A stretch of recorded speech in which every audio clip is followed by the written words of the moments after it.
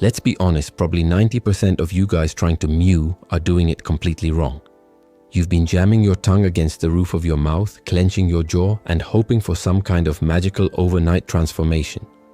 But instead of sculpting that chiseled aesthetic jawline you've been dreaming of, you're actually destroying your facial symmetry without even realizing it.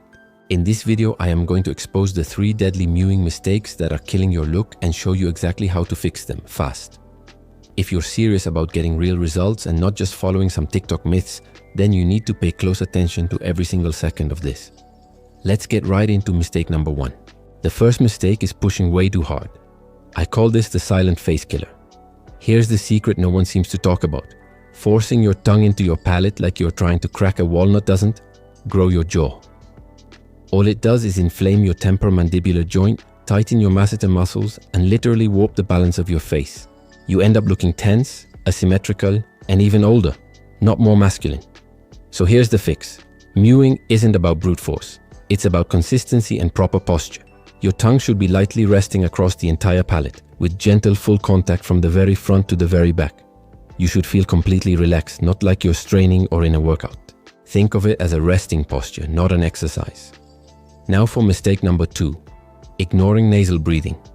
This is the root cause of what many people consider a weak facial structure. You simply cannot mew correctly if you're still a mouth breather. Breathing through your mouth actively destroys your entire aesthetic framework. It leads to a narrow palate, a recessed jaw, and that droopy, tired-looking mid-face. It is the fastest way to look permanently exhausted and low on energy. The fix for this is non-negotiable. You need to start taping your mouth at night. Yes, it sounds weird, but using medical-grade mouth tape is perfectly safe and unbelievably effective. Your goal is to breathe through your nose 24/7, awake or asleep. When you train your nasal passages to do their job, your tongue will naturally start to support your maxilla. That is the moment when real sustainable bone remodeling can actually begin. This brings us to the third and final mistake, which is a huge one: forgetting about your neck and overall posture.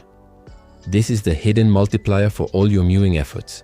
You could have the most perfect tongue posture in the world, but if your head is constantly jutting forward like a turtle, congratulations, you've just cancelled out all of your progress.